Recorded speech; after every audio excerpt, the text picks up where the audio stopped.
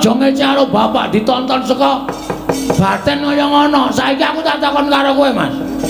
Tak takon karo kowe. Kok dadi kowe kok seneng-menang karo aku ki maksudmu ya to? Kok kowe seneng-menang karo Bagong, ha? Bareng kowe saiki wis istol ketekan kentukan derajat pangkat, kowe karo wong kawula cilik ngene iki ngidak-idak sampe nakmu dhewe. Mbok kowe eling, kowe mbiyen ki aku sing dadi tim suksesmu. Kowe sapa ning omahku, Bagong? Kowe nek ngentoke swara 40. Kene iki tak gawe toilet. Saiki kelakon po ora, seprene aku ya mung mancik watu. Karo kena banyu sithik-sithik kae. Nyes. Sithik kok ora. Aku mung nagih Baladewa. Kene iki acor, kene iki tak aspal. Wah, kowe iki arep magang. Janjimu muluk kaya dara kekalangan. Ning bareng dadi mlenyek ora ana gunane. Tur kowe aja ngece karo kawula kaya ngene iki. Dume sampean duwe derajat pangkat, dume sampean duwe kelungguhan. Kowe ngece karo para kawula kaya Bagong ngene iki. Aku njaluk wektu sak jam, tak nglumpukke kawula. Kowe tak demo jengkelang kowe bal. Takon piye? Ngamarta ki dari rakyat untuk rakyat oleh rakyat. Demokrasi nang kene iki. Kekuasaan sepenuhnya iki di tangan rakyat. Sinuwun Darmakusuma mula tak jak salaman kuwi ora nesu mergo dhek ngerti aku lebih tinggi derajatnya dibanding dia. Mergo dhek tukang ngomong aku, dhek sing ngayomi aku, dhek sing ngesui karo aku. Aku juragane. Ah, ora ketap-ketip kowe. Kowe ngejak dialog mungsuh S2 ngrekoso kowe. S2 ora tau lulus kok. Pirang tahun SD kon? 8 tahun nih. SD nunggak ping pindho lho.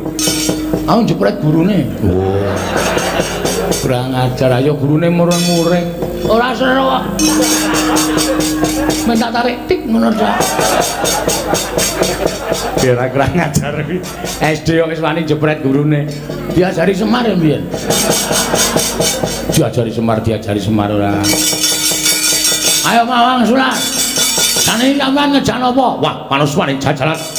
Kowe saya ngino Maranata Mantu Prabu Baladewa. Saya ngias Maranata Mantu Prabu Baladewa wetok. Ayo, neng kene tak gawe sayembara. Ayo mbara nawa. Sapa sing cilik gedene sing kuwi kadhetane Baladewa nang boyo pustaka jamus manjiman losoto. Piye kuwi le omong kowe? Ala tak balik sene-sene berjali-jali beliau. Mbok alon-alon wektune isih sak jam kok. Isih sewengi kok. Sapa sing cilik gedene sing kuwi kadhetane Baladewa? Wenang boyong pustaka jamus meang jimat losoto. Tru? Aku ditantang itu. Wani ora? Jujur wae nek omongan wani aku. Nek gelut jujur wae. Ora wani. Ora wani kok dadak delangap-delangap ucape. Nek sampean nantang karo aku, oke, ora masalah. Semono go aku, Mas. Semono go aku. Kowe iso gawe bali Bagong, nek iso nglangkai kuandane Petruk. Ayo walarisan.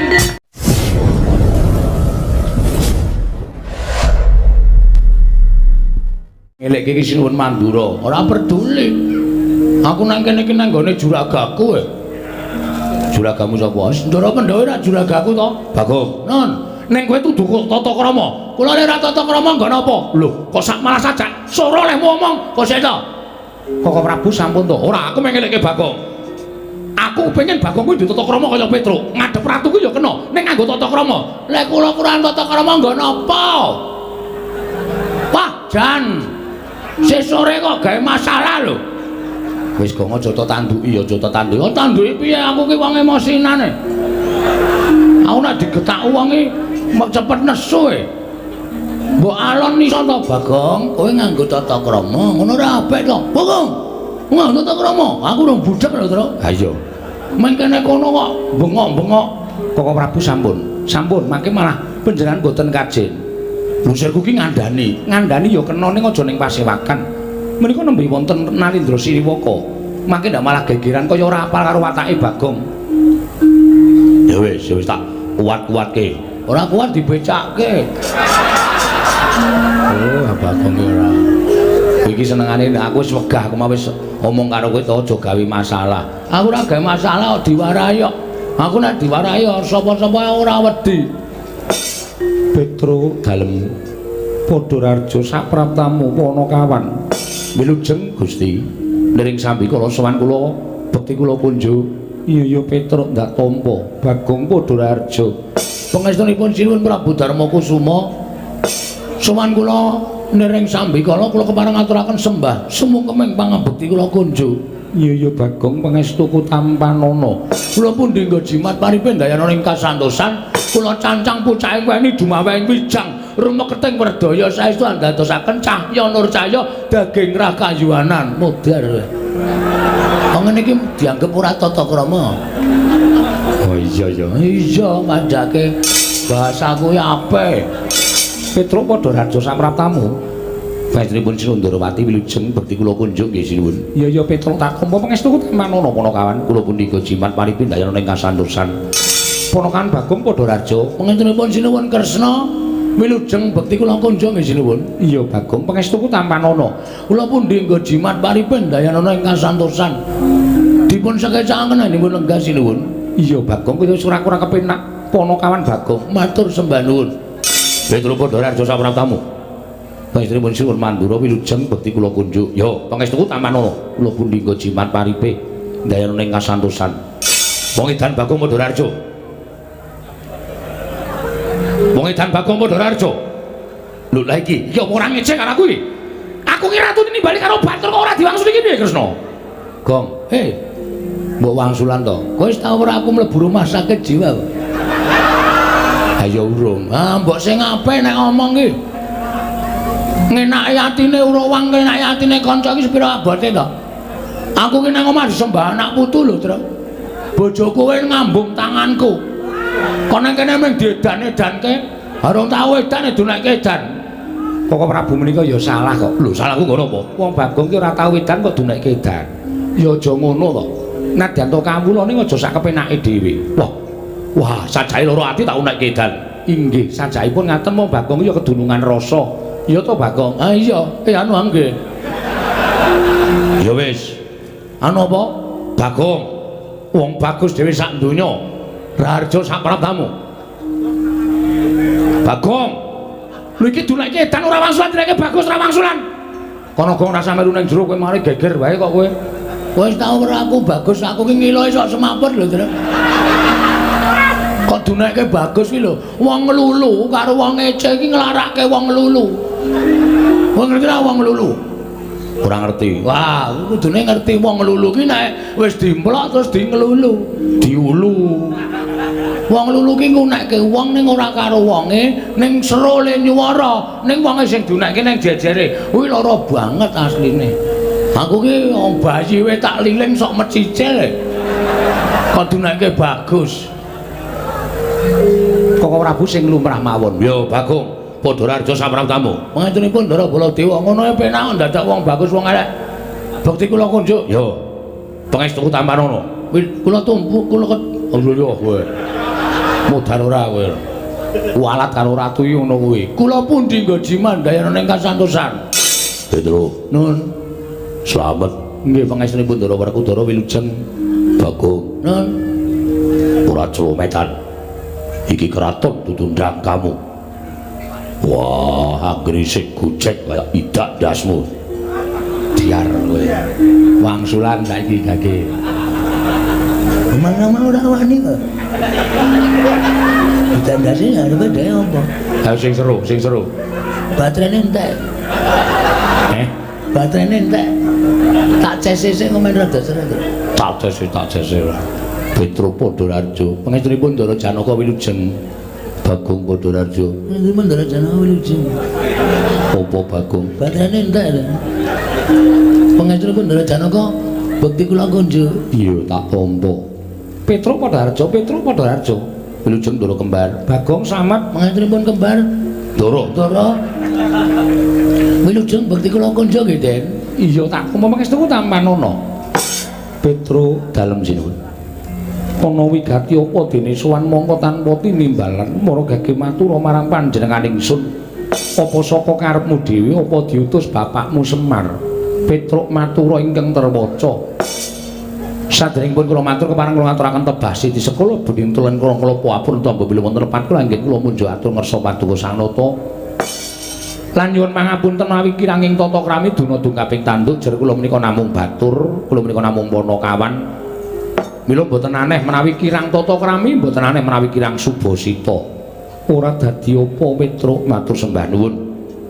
Ingkang sepisan kula ngaturaken sembah sumengkeming pangabekti dungkap angka kalih.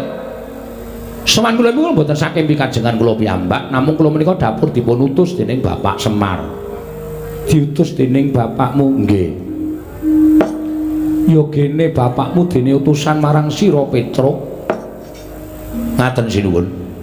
Udakawis sampun wonten setunggal candra menika, bapak menika kula wis padhake niku kaya wong lara ning ora lara, kaya wong masuk angin ning ora masuk angin. Lah niku dadi bingung raos sing manah kula kali Agareng kali Bagong. Wong bapak niku ditaosi daharan ora dahar, dicaosi unjukan ora diunjuk. Penerawange kaya adoh ning katon suwung penyawange. Mula kula kuwatir nek nganti eneng apa-apa sing tumanduk dhateng bapak sing kelangan nggih ming kula Garing kali Bagong. Terus kula catelu sowan kersane bapak. Matur kersanipun bapak. Pak eneng apa, Pak? Nek pancen bapak kuwi duwe pepinginan, bapak ngendika karo anak-anak, bapak ki wis sepuh, tur anak-anak wis mentas kabeh. Sing jeneng wong urip ki Cakra Manggilingan. Jaman aku isih cilik, Gareng isih cilik, Bagong isih cilik mbiyen, tok tetah, tok dulang, tok turuti apa penjaluke anak. Lah saiki nek anak wis mentas kuwi, nek wong tuwa wis tuwa, kuwi dadi tanggungane anak. Penjaluke wong tuwa kuwi dadi tanggung jawabe anak-anak. Mula nek bapak duwe penjaluk ngendika aja meneng wae kaya ngono kuwi. Kula matur ngoten niku. Iya Petruk. Ah. Bareng kula matur ngoten niku bapak terus krekel-krekel sikile gelem mandhap saking lincak. Terus gelem nyawang kula kali Garing kali Bagong. Terus bapak maring pangandikan. Petruk, Garing lan kowe Bagong, kowe aja wedi, kowe aja bingung. Aku ngene iki aku ora gagas uripmu, aku ngene iki ora gagas uripku. Aku kaya ngene iki ora gagas marang kahananku dhewe. Ning aku kaya ngene iki aku gagas marang kewajiban sing tak sandhang. Kewajibanku mbiyen nalika aku ditarik karo Kanjeng Rama Sang Hyang Wukul Bathara Tunggal, kepengin urip ning kayangan apa ning jagat. Aku pilih ning jagat, pilih dadi pamomong. Tumuli aku medhun ning jagat. Lan aku sinampiran pakaryan sing tak mong kuwi para-para satriya ingkang ngatateken ati suci pepayung budi rahayu.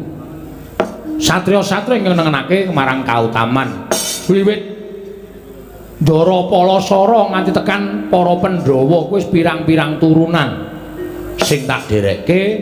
Kok rasaku kaya mathuk, rasaku kaya cocok lan gathuk. Lan suwe dhewe aku momong marang para Pandhawa. Wiwit Pandhawa isih kuncung nganti gelung, wiwit Pandhawa isih jabang nganti celaprang. Nganti Pandhawa saiki duwe negara dhewe, ya kuwi negara Ngamarta.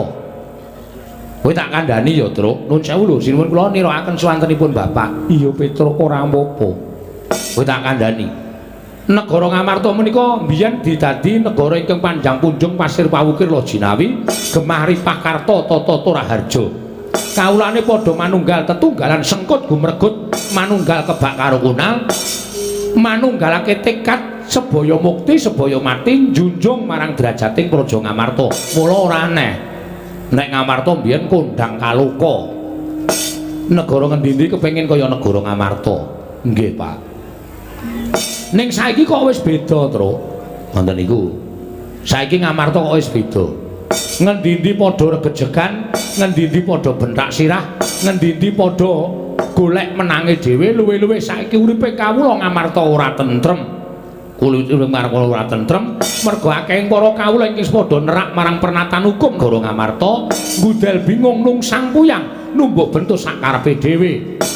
Bekasan mentala karo sanak kadang mitra kawruh tangga teparo wakon kasembatan kang ginayu. Lah, kanan sing kaya ngene iki yen tak sebut Ngamarta ki saiki krisis moral. Ngoten niku Bapak. Bapakmu ngerti moral. Ngertos nika niku arepa piyai ra sekolah ning mergo Srawung dadi pinter kok. Tumrap kula niku pinter niku ora mergo saka sekolah. Srawung niku nek jembar srawunge ora beda-bedake niku ya dadi jalaran pinter. Mergo nglumpukke ngelmu saka kanca rowange niku ngoten. Iya Petruk nggih. Lah terus kersane Bapak aku arep dandan-dandan negara Ngamarta.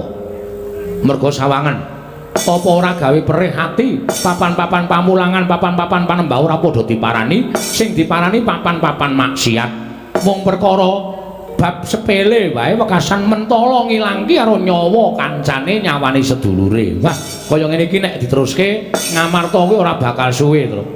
Ngamarta ki tak etung amung sak uruping damar sak umuring jagung nek ora didandani mesti bakal remuk bubuk dadi rempon. Lah mula aku pengen duwe gagasan bangun kayangan. Kaget kula.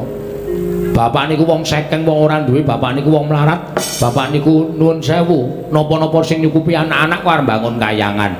Terus bapak paring pangandikanku sik to. Sadurunge kowe kaget, aku bangun kayanganku ora papan sing magrong-magrong dumadi saka kencana muti arut mutiara jamrut hergeni ora. Ning bangun kayangan ki ming sanepa, sanepaning tembung.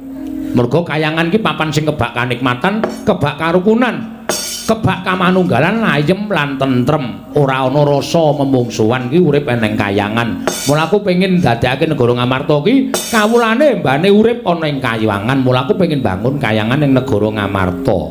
Wonten niku. Lah terus kula matur, lah terus kersane Bapak pripun? Syarate kowe tak kongkon. Teng pundi, Pak? Suwana ndara-ndaramu Pandhawa aturana rawuh ning Karang Kadempel sinambi mundi pustaka jamus miyang jimat kelima sada. Mergo ngene to. Kawula ki ora butuh diwenehi dhuwit. Kawula ki ora butuh diwenehi brana picis. Ning kawula ki butuh dicedhaki rasane karo para pangarepe. Nek pangarepe ki kerep mudhun dadi siji karo para kawula, mreksani sengkut gumreguting para kawula nggone bangun negara, bangun praja, bangun desa. Kuwi dadake rasa gumregahing para kawula merga digatekake karo pangarepe. Mila sinuwun kula aturi tedhak wonten ing Karang Pradesan. Mresani para kawula anggenipun sami sengkut gumregut bangun negari Ngamarta supados gumregah raosipun para kawula nek perlu ditanting. Ngoten. Rasane ditanting. Kawulane mriku rasane ditanting. Kowe kurang apa, kowe butuh apa, lan sing tok karepke piye. Niku mengke bakal metu kabeh penjaluking para kawula. Ora kok mung ditampung, ning dilaksanakan, tegese diwujudi ngoten. Iya Petruk nggih. Mula sowan kula saking Prabu Darma Kusuma menika sampun ngantos panjenengan menika dumeh dados nalindra. Kula nuwun sewu lho, kula mboten nyacap, kula mboten. Namung kula menika dapur kawula. Kula menika dapur kawula. Kula ngemutaken dhateng panjenengan. Sak sampunipun dados nalindra menika sampun ngantos supe dhateng para kawula mergi sesebatan Sang Prabu menika miturut basa kawikina menika tegesipun pelayan utawi pembantu. Tegesipun bantu dhateng masyarakat, bantu dhateng para kawula. Panjenengan kudu cedhak karo para kawula. Ngelingi panjenengan lenggah dampar menika amargi sumantenipun para kawula. Aja ming para-para nalindra sak pepadane sing disrawungi. Sembengan dumeh dadi nalindra terus srawunge karo Ratu Ndarawati, nalindra Mandura, moh srawung karo para kawula. Wonten niku mboten sae. Menika ngicali kapitadosanipun para kawula. Mila monggo kula dherekaken rawuh wonten ing Karang Kadempel, sinambi mundi pustaka jamus miyang jimat lima sada, mujudaken negari ingkang adil, makmur, warata, tias bagya mulya. Cekap semanten atur kula. Wassalamualaikum warahmatullahi wabarakatuh. Iya Petruk nggih. Rampung, Gong. Terus sumene ora ana. Hah? Ora ana sumene. Nek cara nggone dhewe bar pidato terus sumene, Truk. Sumene pisanan sop. Wah. Kok sop dengkulmu mlocot kuwi ora padake nang resepsi. Iki nang kratone sop. Sop sepatu gelem apa? Sul. Sul sepatu, sop sepatu ora. Wis kari ngenteni. Petruk dalem. Pandhawa kuwi 5. Nggih. Aku tak nari karo adi-adiku ya Petruk. Oh monggo menika langkung prayogi. Werkudara. Nggih. Penemumu piye bab ature Petruk? Kuwi becik lan apik. Petruk. Nun. Yen bapakmu arep bangun kayangan, yen perlu Prabiya aja metu saka bapakmu. Jodipati mbok tahu bandane ora bakal wegah. Waton kasembatan penjangkamu. Alhamdulillah. Proposal 1 masuk. Ponokawan Petruk njupuka saka Maduka ora aruh bakal wegah Petruk. Matur sembah nuwun Koko Prabu. Monggo bidhal dhateng Karang Kadempel. Petruk yen perlu kasatriyanku digadhekke dhisik ora apa-apa. Waton kelakon penjangkamu. Lah piye, Gong? Truk, kok nek tekan omah-omong bapak ya? Omong bapak piye? Aku bendahara. Kowe iki anggere ana danane nglumpuk kok mung arep dadi bendahara wae. Sing jujur anake bapak iki mung aku. Ora ana sing ora jujur. Oh, aku nyekel dit ki setitik kok. Ya syukur. Paling pol tak play. Sinondrawati kok nyuwun ngambil pustaka Jamus Klimasada menika kangge menapa? Bakal kanggo srana waliyaning Praja Ndrawati, krana Ndrawati ketaman pegebluk. Mula kowe ngerti dhewe. Pranatan negara Ngamarta sing dhisik didhisikake, sing tiba mburi kudu tiba mburi. Ora kena dumeh ana apa-apa. Sing mburi didhisikake mengko ndak ora prayoga Petro. Wo, la wis. Gong, ayo mulai. Mulai piye? Ha iki ora sukses. Arep didukung Ndara Werkudara, Ndara Janaka sarujuk Ndara Klasewa Nayogyani ning jebul soane awake dhewe kalah dhisik. Kalah dhisik karo sapa? Sinuwun Ndarawati. Terus Sinuwun Ndarawati ngopo rawuh mrene? Negarane ketaman pegebluk. Ha terus nyuwun ngambil pustaka Jamus Klimasada. Iku ngopo? Kok ngoyak wae to? Iki pertanyaan wangsulana. Iya. Dinggo tumbal negara Ndarawati. Kok ditumbali mergane ketaman pegebluk? Kawulane iki ngrekoso uripe. Isane waliyane Ramanata Majati nek ditumbali pustaka Jamus Klimasada, paham? Matur, Truk. Kok matur piye? Kanan iki terasa ganjil, Truk. Kok ganjil? Iso matur ora kowe? Ora. Mundur.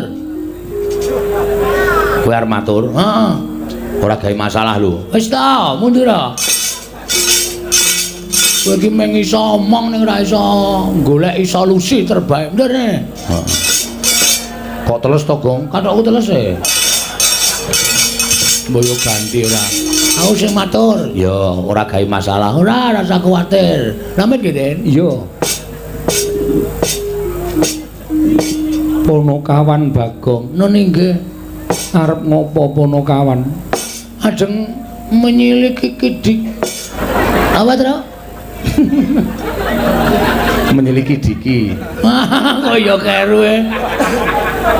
Ajeng mini siliki Diki. Anu, apa? Niti priksa pangendika panjenengan. Bab sing endi?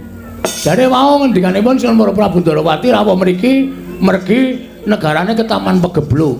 Iya, Bagong. Terus nyuwun ngampil pustaka Jamus Klimasada. Selanjutnya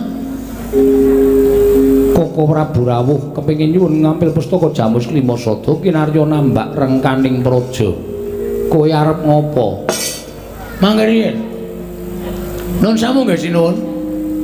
Sing jeneng pegebluk menika dipun dawuhaken dening dewa kagem papan ingkang titahipun sampun boten purun eling, sampun boten purun manembah. Dikandhani apik-apik wis ora gelem, anane teng mriku niku tumindake ming sarwa maksiat. Molima dilakoni wonten papan mriku. Mula Gusti paring pegebluk dhateng papan niku merga menungsane wis ora iso dikandhani. Niku ingkang disebut pagebluk. Iya. Lah saniki kula tak nyuwun prisa. Sinuwun Ndarawati paring dawuh nek negarane ketaman pegebluk. Upama ana pegebluk lho, upama niku sing ketaman negara Ngastina. Merga Ngastina niku nalendrane jahat sak kawulane. Iya. Ning Ngastina sing ratune angkara murka kok tenang-tenang saja. Malah Ndarawati nuwun sewu. Ndarawati niku pepethinganing negari. Apa ta sebabe kula matur pepethinganing praja amargi Ndarawati niku sing lenggah ora ratu biasa. Ning ratu luar biasa. Apa ta sebabe disebut ratu luar biasa? Mergi Sinuwun Ndarawati menika ketitisan Sang Hyang Wisnu. Sang Hyang Wisnu niku dewa sing tukang nentremke jagat, dewa sing tukang apa Tru? Halo ya, areng kabagyan dhateng titahipun. Lah saniki kula tak takon, Ngastina sing dadi ratu wonge jahat ora ketaman pegebluk, kok Ndarawati sing nalindrane ketitisan dewa kok ketaman pegebluk niku nuwun sewu, perlu dicek dulu. Ampun ngantos sampean mengke keblithuk. Ampun ngantos sampean mangke keblithuk. Mergo saniki ngaten sinuwun.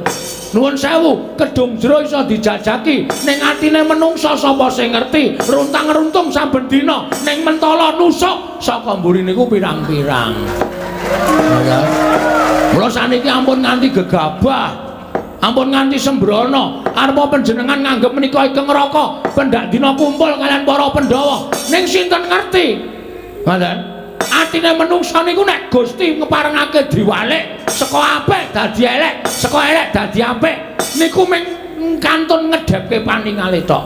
Cak ngoten niku wis malih atine Sinuwun Ndarawati. Menika ingkang sepisan. Iya, Bagong. Ngamping pindho? Rada seru, Gong. Melih.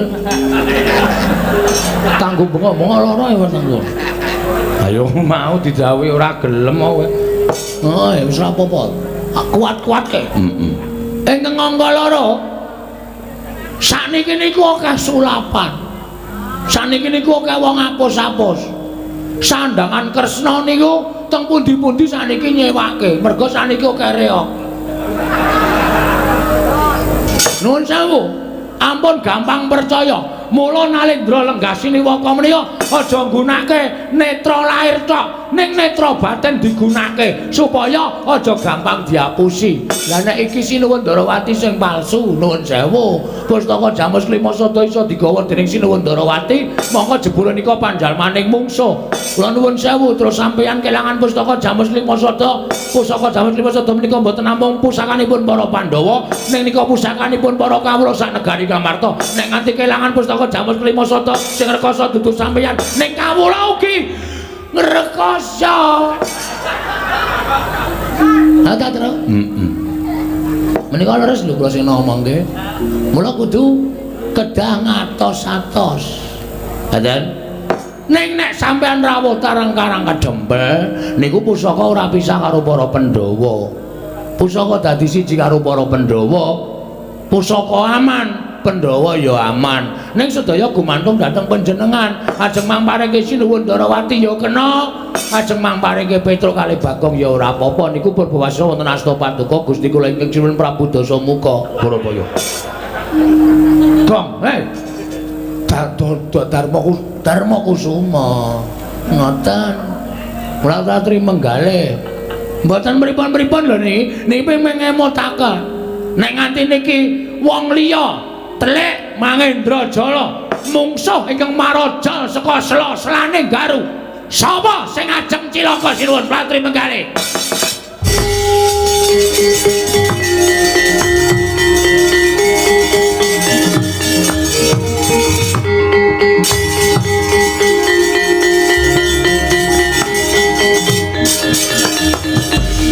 Panus maning jajalanan sukertaning bawuna iblis larat. Alah dalah. Lah kok dadi Bagong ucape ndrewili kaya grojokan, nyerwete kaya bedes semono pategalan. Wah, langap-langap.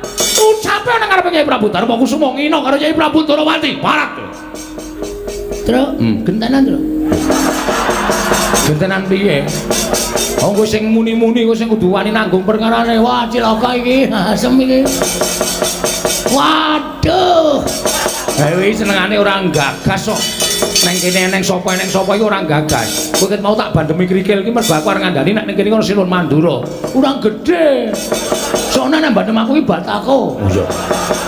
Aja men krikil. Wow, cilaka iki Bagong. Nun. Kowe muni apa mau? Sing pundi oke. Kowe mau ngurman piye? Ah nggih, saking ngarep tekan mburi niki wae akeh banget lek kula omongke. Sing dikersake sing pundi? Kowe mau nguman-uman karo Kyai Prabu Ndarawati ya. Kowe ngune-uneke ya Prabu Kresna. Kowe nguman-uman karo Kyai Prabu Ndarawati. Kowe ngerti ora? Kresna kuwi sapa? Kresna menika Ratu Ndarawati. Karo aku sambunge apa? Lho, pun ijab napa? Ndut. Cengengesan. Tak kira nek ijab jare pertanyaane sambunge apa? Nek sambung tresna ya. Gong ora cengengesan kuwi dilandang nenggala mudar kowe. Ya kene Satra aku ki nek dinesane wong ora iso angsulan. Lho. Ngene to. Ngene to diwangsuli kowe iki mau tak wangi saiki aku diwangi genti. Mbok diwangsuli wong sing gawe masalah kowe kok. Aku senengane mung gawe masalah. Ning ngrampungi ra iso. Lah kok gawe masalah? Ha senenge. Ndak sepi kahanane. Aku nek ora tak gawe masalah iki gawe Satra. Ya. Tenang wae, Gong. Eneng aku tak wangsulan. Lho iki Petrus sing maju ya. Kula sing mburi kok. Wis gak masalah ya aku sing alon-alon. Nuwun sewu. Kula sing nyuwunaken pangapunten adik kula Bagong sih. Bagong niku lare ndunggal kewarisan. Sak omong-omong niku nek perlu ora usah digagas. Mergo omongane Bagong nek digagas marai mangkel, marai nesu pun mboten usah dipenggalih. Yen lumrah ora bakal tak gagas. Sepisan pindho, Bagong rasane mengi Prabu Ndarawati ora bakal tak gagas. Ning bareng ganeping ping pira bola bali munake Prabu Ndarawati.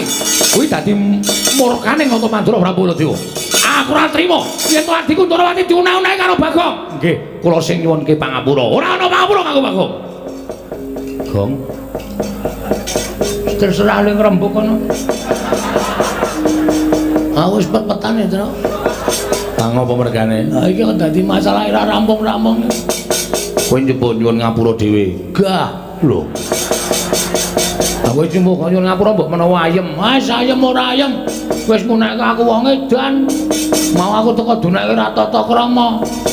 Ha iki terus piye? Wis waneni wae. Waneni dengkulmu mlocot kuwi. Sing arep wani Rusinun Mandura sapa? Aku kowe. Aku ora wani kok. Ayo wis ayo mulai. Iki piye to Gong aweh-aweh nek ra wani alah dene Tru. Wanene. Nek Gusti Prabu Baladewa muntap, aku sing nandangi sisan gawe ngarep kene. Ngene, aku dadak kok ngomong. Nek wani ge wani. Lah sembodo. Engko nek dikongkon bapak aku pimpinane lho, Gong. Kowe mburi rasa melu-melu saiki ndi? Sapa sing iso wangsulan? Meng aku. Piye karepe Mas? Karepe piye? Lho, sermu iki piye? Aku takon karo kowe kok. Karepmu iki piye? Kowe wani karo Yai Prabu Ndarawati? Mboten. Lah kok kowe ngune-uneke? Kula ora ngune-uneke, meng ngrasani. Ngrasani kok ana wonge. Ha salahe nang kene. Ambok lunga sik ora masalah. Wah, Bagong kowe aja kusang kepenakmu dhewe ora musuhan karo Baladewa. Kowe aja sak kepenakmu dhewe musuhan karo Baladewa. Saiki ngene wae. Pripun? Aja nganti dadi pasulayan, nggih. Kowe bali. Bali piye? Bali yo. Wis ora ana ojek. Iki adoh iki nggone iki. Kowe bali yo. Terus nek bali kondo karo bapakmu. Bapak kula Semar. Heeh. Kondo karo bapakmu. Bapakmu kon ngilo karo gitahe. Bapakmu kon nyawang karo cengele. Bapakmu ki mengkere gedibal 17 wong elek nyolong mripat. Mong batur karo bangun kayangan ki. Bapakmu ki sing gablek apa aku tak takon.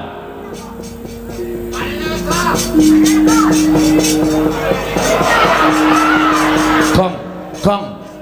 Ngapa? Kowe ki ngopo mentadeng barang ki? Kowe nek ora wani rasa cerewet. Bapak lho Tru iki. Iki sing dunake bapak.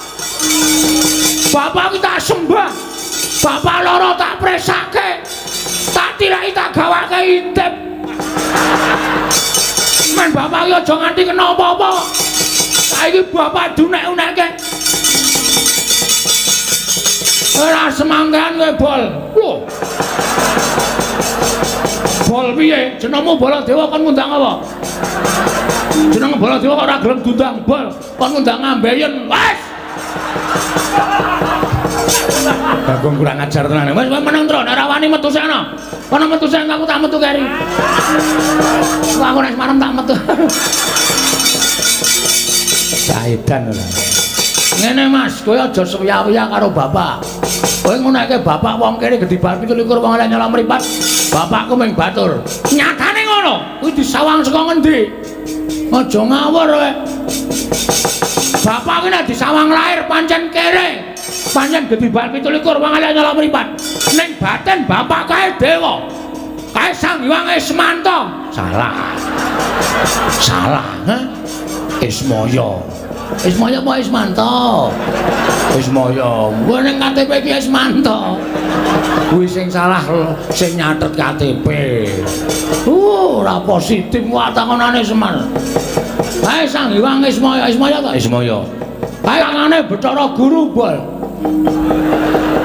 Kowe iki nek piknik pol-pole arep nganggo derajat pangkat, arep kowe pol-pole nganggo kaya ngono kuwi, kowe iki nganggo mekutha, nganggo sandangan sarwa apik pol kowe nek piknik ming nang mall, ya ta? Aku nek piknik iki pendak minggu nang kayangan. Aku nang omku. Lho, om sapa? Om guru. Wong kaya adine bapak. Kowe aja ngece karo bapak ditonton saka batin kaya ngono. Saiki aku tak takon karo kowe, Mas. Tak takon karo kowe. Kok dadi kowe kok seneng-menang karo aku ki maksudmu piye to? Kok kowe seneng-menang karo Bagong, ha? Bareng kowe saiki wis istol ketekan kentukan derajat pangkat, kowe karo wong kawula cilik ngene iki ngidak-idak sampe nakmu dhewe. Mbok kowe eling, kowe mbiyen ki aku sing dadi tim suksesmu. Kowe sapa ning omahku, Bagong? Kowe nek ngentuke swara 40. Kene iki tak gawe toilet. Saiki kelakon apa ora? Seprene aku ya ming mancik watu. Karo kena banyu sithik-sithik kae. Nyes, nyes, nyes. Sithik kok ora. Aku ming nagih Baladewa. Kene iki tak cor, kene iki tak aspal. Wah, kowe nek arep magang janjimu muluk kaya dara kekalangan. Ning bareng dadi mrenyek ora ana gunane. Tur kowe aja ngece karo kawula kaya ngene iki. Dume sampean duwe derajat pangkat, dume sampean duwe kelungguhan, kowe ngece karo para kawula kaya Bagong ngene iki. Aku njaluk wektu sak jam, tak nglumpuhke kawula, kowe tak demo jengkelang kowe bol. Takon piye? Ngamarta ki dari rakyat untuk rakyat oleh rakyat. Demokrasi nang kene iki. Kekuasaan sepenuhnya iki di tangan rakyat. Sinuwun Darmakusuma mula tak jak salaman kuwi ora nesu mergo dhek ngerti aku lebih tinggi derajatnya dibanding dia. Mergo dhek tukang ngomong aku, dhek sing ngayomi aku, dhek sing ngesui karo aku. Aku juragane. Ah, ora ketap-ketip kowe. Kowe ngejak dialog mungsuh S2 ngrekoso kowe. S2. SD ora tau lulus kok. Pirang tahun SD kon? 8 tahun nih. SD nunggak ping pindho lho. Aku jepret gurune. Oh. Kurang ajar ayo gurune mureng-mureng. Ora seru kok. Minta tarik tik ngono ta. Ora kurang ajar iki. SD kok wis wani jepret gurune. Diajari Semar ya mbiyen. Diajari Semar ora. Ayo Mawang Sulan. Jane iki sampean ngejan apa? Wah, panuswane jajalan. Kowe saya ngino Maranata Mantra Prabu Baladewa. Saya ngias Maranata Mantra Prabu Baladewa weto. Ayo, neng kene tak gawe sayembara. Sayembara napa? Sapa sing cilik gedene sing kuwi kadidene Baladewa nang boyo pustaka jaman jaman Manjata. Piye kuwi le omong kowe? Ala tak balik dhisik-dhisik berjali-jali Baladewa. Alon-alon wektune isih sak jam kok. Isih sewengi kok. Sapa sing cilik gedene sing kuwi kadidene Baladewa? Wenang boyong pustaka jaman jaman Manjata. Tro? Aku ditantang ya, Tro. Wani ora? Jujur wae nek omongan wani aku. Nek gelut jujur wae. Ora wani. Ora wani kok dadak delangap-delangap ucape. Nek sampean nantang karo aku, oke, ora masalah. Semono uga aku, Mas. Semono uga aku. Kowe iso gawe bali Bagong, nek iso nglangkai kuandane Petruk. Ayo, walaisan.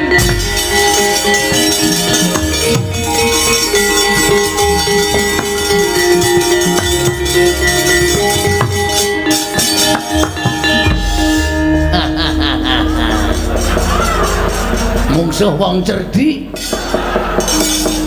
Wong edan Bagong. Tak kira nek wani tenan jebul kakangne sing didu.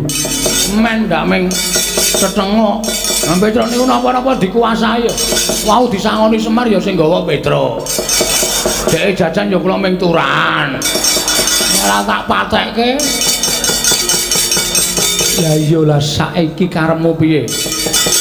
Pokoke sinuwun ajeng maringake sinten kemawon monggo. Ning gandhen iki wis dadi gegeran kaya ngeten.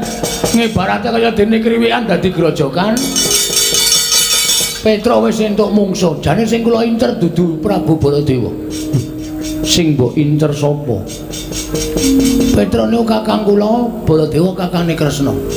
Kakang mungsuh kakang, adi mungsuh adi. Ha, itu baru jos. Bagong, ora demek-demek arep gelut to demek-demek. lah nek kowe pancen wani karo aku ayo. Nek ndi papane wong neter kadigdayan? Lho, sampean krungu lho kula rasane. Lho, krungu wae wong cedhake kaya ngene kok. Oke.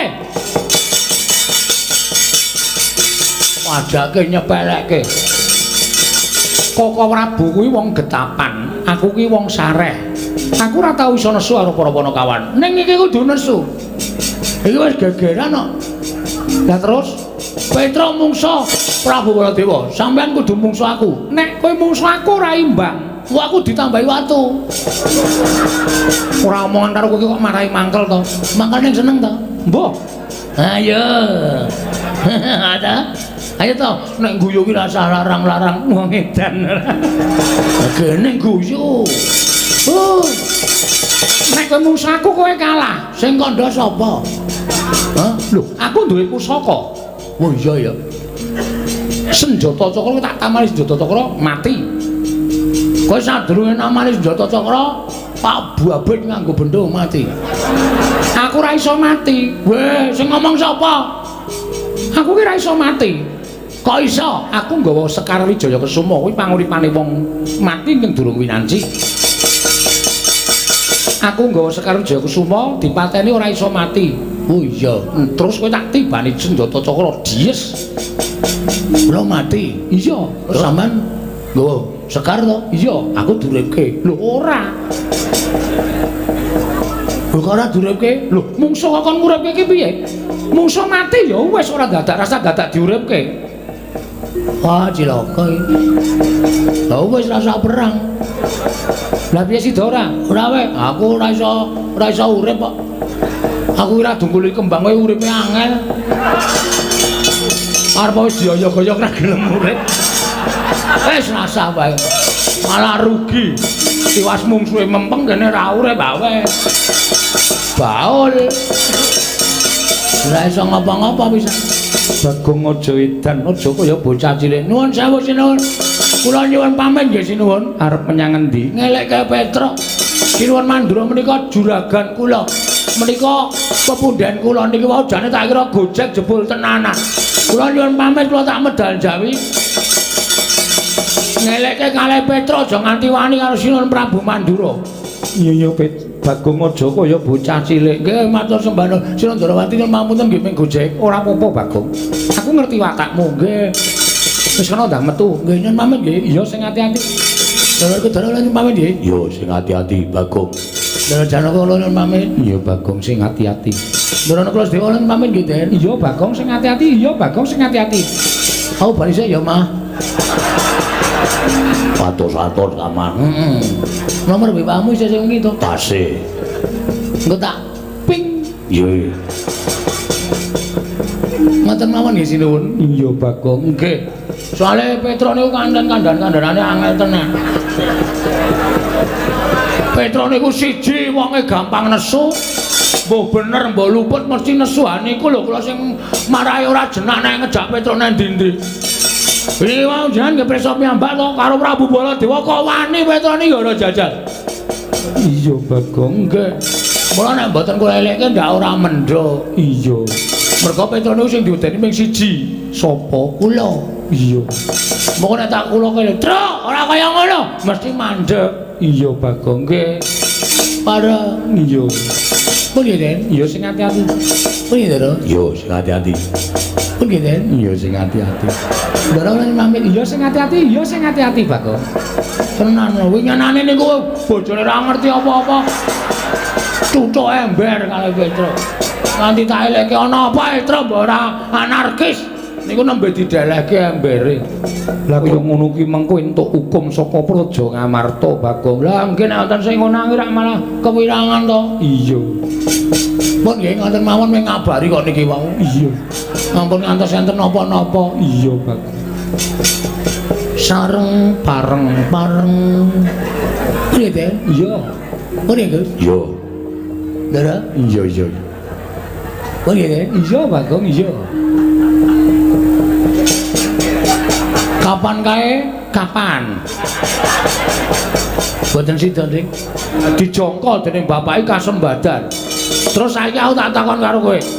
Nek kowe mulih, kowe matur karo bapak, "Pak, aku ora iso mboyong Pandhawa, ora iso mboyong Pustaka Jamus Lima Sada."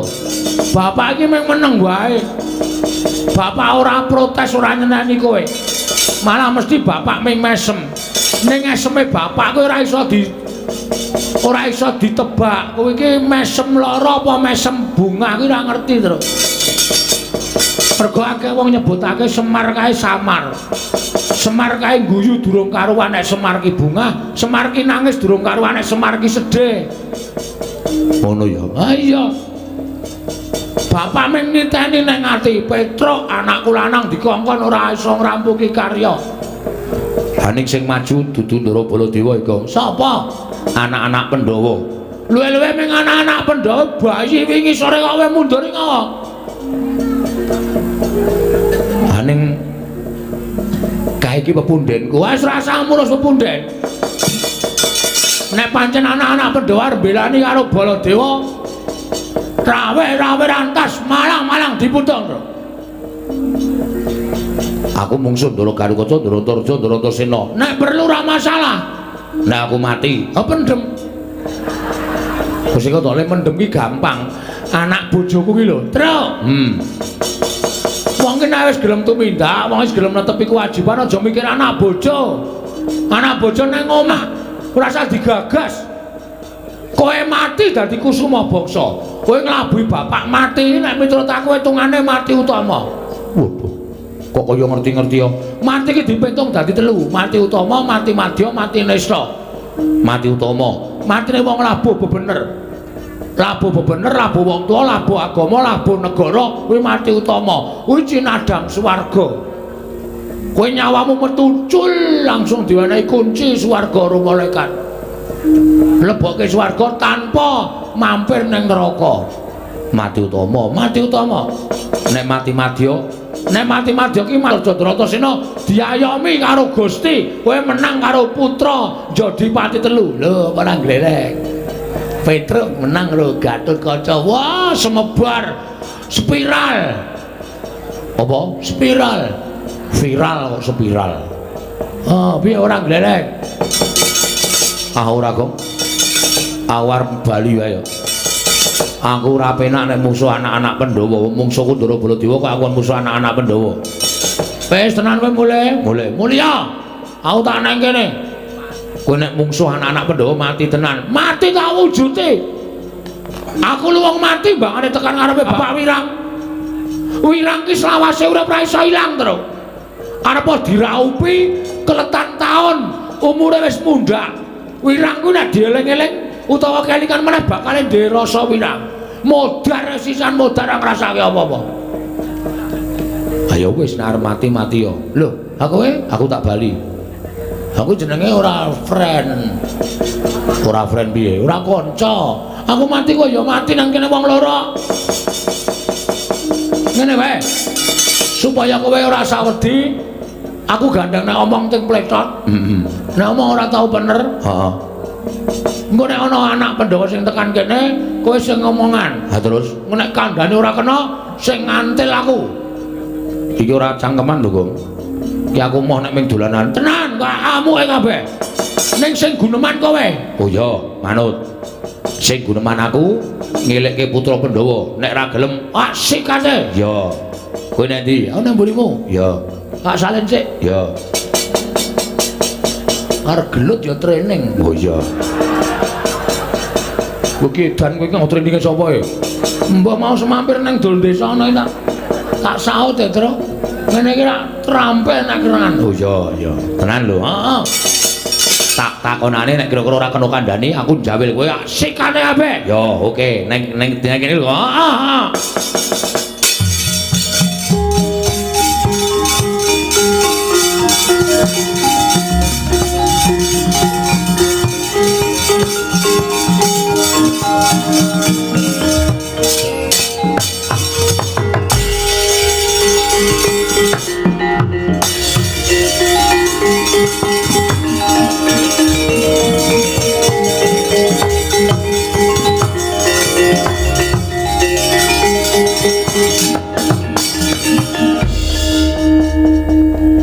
Antasena iya Truk rawuh mriki biasane nek kali kula niku nuwun sewu pasuryane niku grapyak semanak ning kok kaya mboten sak gedhakan iki kok panjenengan limandeng kula kok kaya nawung duka kowe tak takoni Truk nggih kowe wani karo Siwa Mandura iya oh nggih ha terus nek ngono bener ngendikaning Siwa Mandura nek kowe wani karo panjenengane kowe sekecap padha sekecap mangsuli pangendikaning Siwa Mandura leres muluk kang saka kuwi kowe keluputan tumraping negara Ngamarta ora iso njaga marang derajat lan martabate para Punden Pandhawa kowe mirang-mirangke Punden Pandhawa mirang-mirangke Antasena ing minangka dadi putraning Pandhawa kowe wani karo Punden Mandura Petruk mapano tak bondo tangan tak krincung sing tak leboke pakunjaran neng kene marganing patimu Petruk kok ayo kok Sik weteng kula rek, Tru. wetenge loro Aduh. Kenapa tadi mau waduh tiwas ganti training barang aku. waduh iki piye iki iki wis kebaca tak takoni Jauh omongan sih, Tru.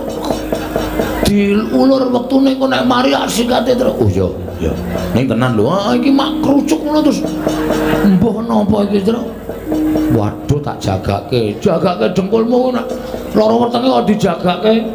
nuwun sewu Den perkara kula ajeng mangcekel perkara kula ajeng mangrangket monggo kula mboten ajeng selak ning nuwun sewu sampeyan ngadili perkara niku aja ming nampa pelaporaning sepihak ning pihak yang kedua kaya kula niku ditampa pelaporane kedadiane piye kanane piye awal mulane piye niku panjenengan kudu iso nampa nek sampeyan ora iso nampa napa sing tuk landhake sampeyan ming bela karo Sinuwun Prabu Mandura sampeyan niku nuwun sewu ora iso ngadili kanthi adil lan bebener. Lah perkarane apa? Nah, nek konten niku jenengan kudune adil. Perkarane kula tak ngatur. Kula niku swanten negara Ngamarta dikongkon bapak. Bapak niku pengen bangun kayangan. Bangun kayangan ora bangun papan sing magro-magro, ning bangun morale para kawula sak negara Ngamarta supaya uripe pindhane enten kayangan. Kula sowan didhawuhi karo Bapak Petruk syarate Pandhawa rawuh ning Karangkadempel sinambi mundi Pustaka Jamus Miang Jimat Lima Sada. Kula matur nyuwun ngampil ning Sinuwun Prabu Manu Darmakusuma sing ngendikake pusaka arep digawa ning anu Petruk ning Mandharawati. Lho, sebabe napa? Mandharawati ketaman pegebluk. Cep kula meneng mboten wangsulan. Ning niki cangkeme niki. Ancel galeng niki. Wah, ngandar-andar sak penake dhewe. Ya nek Kresna tenan, nek Kresna palsu pun celak sak piturute. Ngandhake nek Ndrawati ora ketaman pegebluk, Ndrawati menika ketenggan dewa. Sing dadi ratu menika titising dewa. Kok ketaman pegebluk niki tumrap Bagong aneh. Terus sakniki niku udung juru iso dijajaki ning atine menungsa sapa sing ngerti. Ya nek Sinuwun Ndrawati tenan, nek dudu omongane Bagong niku lho iki bener. Waning Sinuwun Mandura wis ora sranta. Petruk kantong bolong Bagong ketibal 17 pengelok nyolok mripat. Mung kere mung batur. Wani marang Kyai Prabu Kresna. Bagong mboten wangtun wangsulan terus kula wangsuli apik-apik. Pangirun sinuwun. Sedaya niku iso dirembak iso digawe apik digawe becike. Terus ning malah muni ngenten iki. Petruk bali. Kandha karo bapakmu. Kandha karo bapakmu Semar. Wong sekeng wong ora duwe wong mlarat. Arep bangun kayangan ki bapakmu gablek apa? Kon ngilo karo jengele. Mangriye. nek perkara kula dunek-unekke Petruk wong kere mboten napa-napa kula lakoni nek kula wong kere ning bareng nyandak Semar niku bapak kula anane Petruk oleh ning alam padang niku mergo Semar sing mijekke ro bakso Simba ngoten dadi nek bapak kula menika dina bapak kula DC kula ora entuk ngendikane para sepuh bapak menika tangan tengene sing gawe urip wani karo bapak niku padha karo dosane padha karo wani sing gawe urip nek bapak kula dunek ngoten iki kula ora trima ha kula nesu ha coba sampeyan sakniki nek launekke Antasena anake Werkudara wong dlogak-dlogok unah-unuh ngalor ngidul ora iso ndodhok ora iso basa piye rasane aku nesu padha aku Mas aku ya kaya perasaanmu ngono kuwi lek kula wani karo Prabu Baladewa niku mergo kula mbelani bapak ora mbelani kawak kula dhewe mboten ning kula mbelani bapak Semar. Oh ngono to. Heeh, anu iya, anu nggih. Bulane pancen lakoni ngono kuwi. Sing luput dudu kowe, Truk. Sing luput Siwa Mandura. Lah kene panjenengan iso menggalih. Serada penake weteng ki, Truk. Mari Gong, mari. Kanggo ngentut matus ilang angine. Wis waras piye? Sikat saiki. Wis rasa-rasa. Kisono rembug sing apik. Syukur. Aku ya siap kok. Ya wis, pokoke siap terus mergane ora ming iki. Ndoro karo kaca, ndoro Joko bakal tekan kene. Heeh, aku siap. Ya. Ngoten niku perkarane. Wah. Ngerti ngono aku ora srengen karo kowe, aku ora getak-getak karo kowe, Petruk. Yen tak pikir luput Siwa Mandura. Ah, kene iso menggalih. Malah yen perlu aku ora bisa nyekel karo kowe, ning kowe tak bantu. Carane bantu, lho kok dibantu sebabe sing arep nyekel kowe ora ming aku. Sinten? Kakang Garwoco, Kakang Antarja ya dijawi nyekel kowe. Waduh. Siap lho, Gong. Sik, sirahku migren ya, Truk. Migreno ini pacul sirahmu men mudarsan ini. Ku anggere ana bahaya kok lara, anggere aman kok tentrem. Nek kon mangan waras, nek kon nyambut gawe masuk angin. Ora, Truk. Cengengesan ora sembotole ganti training barang. Siap wis to siap aku. Lah terus ning nek Kakang Garwoco tekan kene, nek kowe diajar kowe aja males ya. Lah trek modar. Oh diajar kok ora males. Mergo menggono kowe batur, kowe bekti karo Bendoro. Ning nek kula dipala ya kula lara. Nek lara tak tambani, nek mati tak uripke. Kowe lah gleleng iki. Ngangge napa? Iki banyu sungut iki tak peres metu banyune iso nambani wong loro nggo nguripke wong mati. Wis aja kuwatir, nek kowe lara tak tambani, nek mati tak uripke. Anu wae, Truk, bane wira-wiri kon netel wae. Sing didadel sungute kuwi. Dadel dengkulmu atos kuwi. Iki ora pasangan. Wah, tak kira nek variasi. Padake mobil ora dikai variasi. Tak kira nek templekane. Ora templekan, Bagong. Nggih, Pon, nggih, Pon. Wis ngono wae ya, Truk. Nggih. Ning aku weli, aja dikawak-awake, aja males sakarepmu nggonmu medeni Kakang Garwoco. Nek kowe diajar aja males, siap. Tenan ya, Truk. Oke, pun kula lakoni. Wis aku tak ambles bumi. Sik. Sampeyan bantu ning ketoke ngapusi. Lho, kok ngapusi? Lah nek sampeyan ambles bumi, kula ora iso ambles bumi. Lek nyelok piye? Bagong kon gendruk lemah ping 3. Engko aku jedul. Gong, paham. Ngono ya. Nggih. Wis aku tak ambles bumi.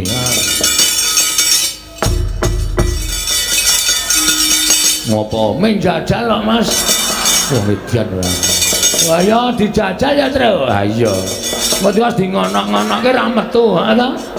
Geton aku. Ha iya. Wis dimeling kon ngonokke ping 3. Dingonokke ping 3 ra metu ayo meng kesel tok, ha ta? Ha iya, dengkulmu amoh ora. Teko mburi kene. Menek Ndoro Garwoco, Ndoro Antarja tekan kene, tata-tata Gong. Heeh, pakaryanmu kowe nek kowe dipolok, nek kowe lara ditambani, nek mati dipendhem, diuripke.